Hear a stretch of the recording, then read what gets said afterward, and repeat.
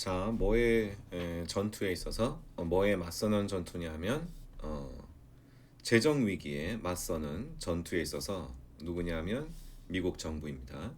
미국 정부는 연장해 놓았대요. 정부의 full faith and credit이라고 하는 표현은 사실 뭐 상법에 나오는 경제 용어인데 우리가 요 크레딧이라고 하는 건 알죠? 예, 신용입니다. 어쨌든 이거는 보증을 얘기하는 건데 그냥 외상으로 해준다 이거죠.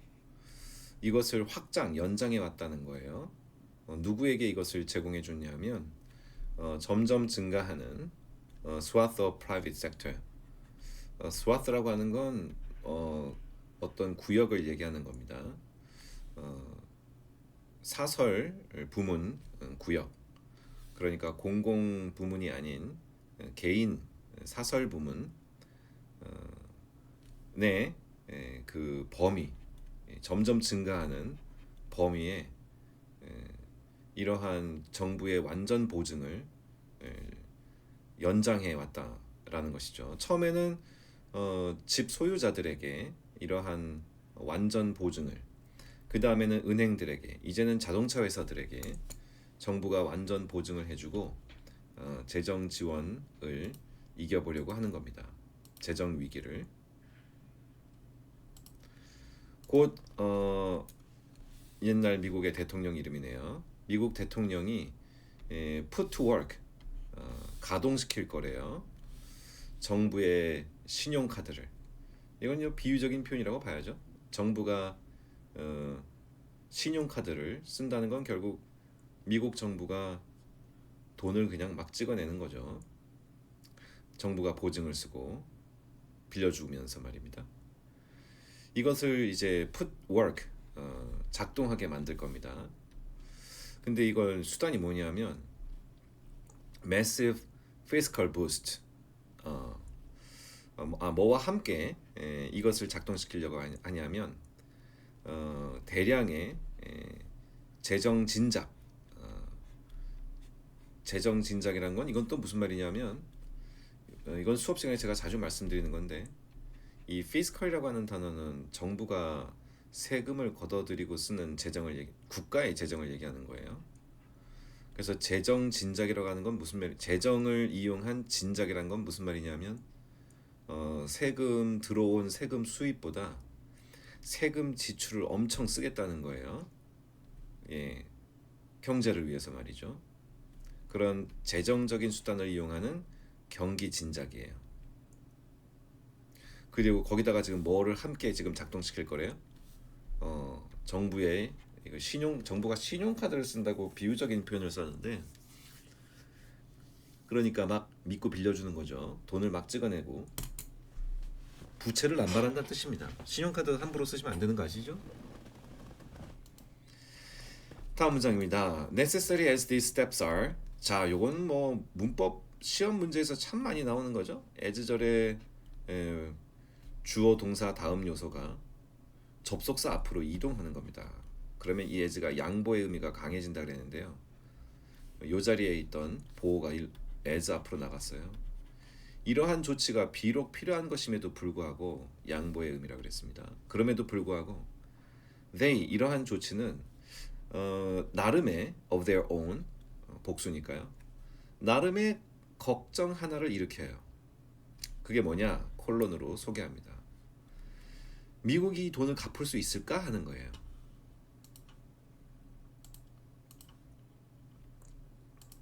단락이 바뀌었네요. 자, 그런 생각은 말도 안 되게 들린대요. 불합리하게 보인대요. 뭐 미국이 갚을 수 없다고? 야, 바나나 리퍼블릭이라고 하는 것은 외국의 원조를 받고 사는 제3세계 가난한 국가들을 약간 비하할 때 쓰는 표현인데요. 그런 국가들은 디폴트 디폴트 참 우리 한국민에게 가슴 아픈 단어죠. 부채 상환을 못하고 채무 불이행을 선언한다 이거예요. 디폴트를 하지. 근데 누구는 안 해요?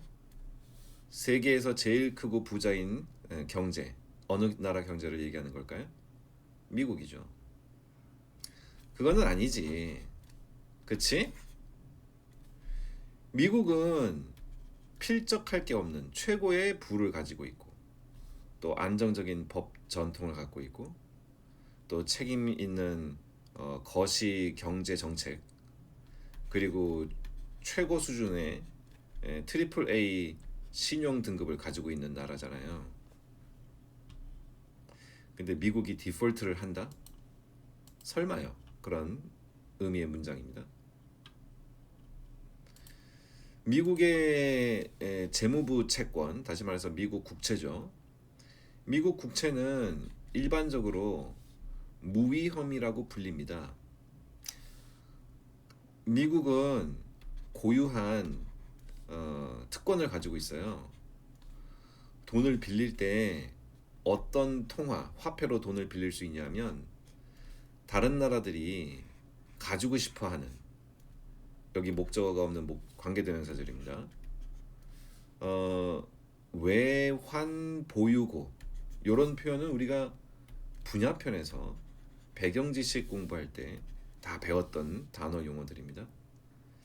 다른 나라들이 외환 보유고로서 보유하고 싶어 하는 통화, 미국 달러를 얘기하는 거죠. 그 달러로 돈을 빌릴 수 있는 고유한 특권을 갖고 있어요.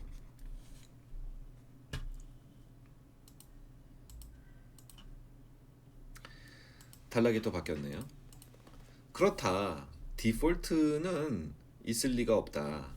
but 그러나 no longer 더 이상 뭐는 아니래요. 생각을 못할 것은 아니다. 가능은 하다 이거군요. 가능성이 높지는 않지만 thanks to 뭐 덕분에? 신용 파생 상품, 요거 명사입니다.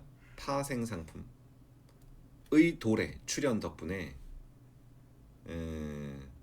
파생 상품이 뭔지 모를까봐 설명을 여기다가 삽입을 시켜놨네요. 파생 상품이라고 하는 것은 금융 계약입니다. 어떤 계약이냐면 투자자가 뭘 할 수 있게 해준대요? 투기를 할 수 있게 해줍니다. 어디에? 또는 그것을 막을 수도 있는 겁니다. 바로 디폴트입니다. 그러니까 어디에 디폴트를 할 것 같다. 그러면 거기에 막 일종의 도박이죠. 디폴트를 하면 내가 얼마 나한테 줘라. 어떤 나라가 디폴트에 빠지면 나한테 얼마를 줘라. 아니면 디폴트에 빠지면 거기에 이제 투기도 하고 그것을 미리 막을 수도 있고 거기에 대한 피해를 미리 막아놓을 수도 있는 그러한 금융 계약이에요.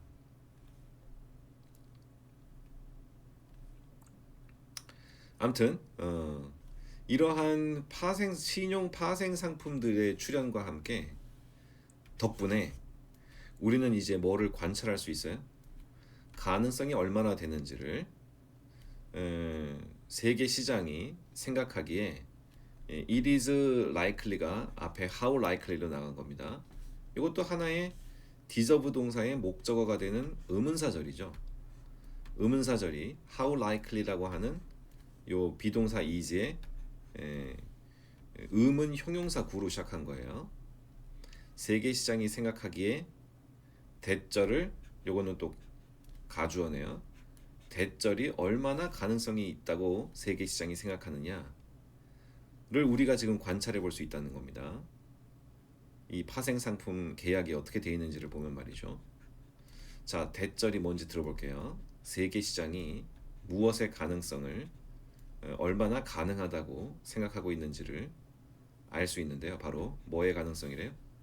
미국이 renege, 이거 디폴트의 동의어겠네요. 그러면 채무 불이행을 할 거다.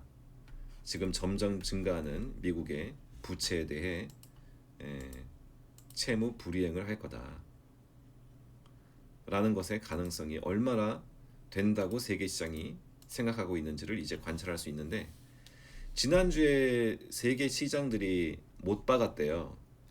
미국의 디폴트 가능성을 어디에 가능성을 못 박아놨냐면 6%랍니다. 앞으로 10년 안에. 이게 뭐랑 비교되는 거냐 하면 1%밖에 안 됐었거든요. 1년 전만 하더라도. 그러니까 6%가 여전히 적은 숫자로 보이지만 1년 전에 비해서는 6배가 증가한 겁니다. 자, 기술적인 이유 때문에 이게 정확한 해석은 아니래요. 투자자의 견해를 정확하게 해석한 건 아닙니다. 우리가 파생 상품이라는 건 좀 도박성이 강한 거라서 또 여러 가지 수학 공학적인 계산도 들어가고 그리고 일시적인 뭐 여러 요소 때문에 일시적인 변화도 너무 심하고 그런 기술적인 이유 때문에 이것이 투자자의 견해를 정밀하게 해석한 것은 아니지만 그럼에도 불구하고 추세는 실제적이고요. 그리고 이것이 이러한 예측이죠. 그러니까 이러한 예측이 어떤 근본적인 우려, 걱정을 근거로 하고 있다는 거예요.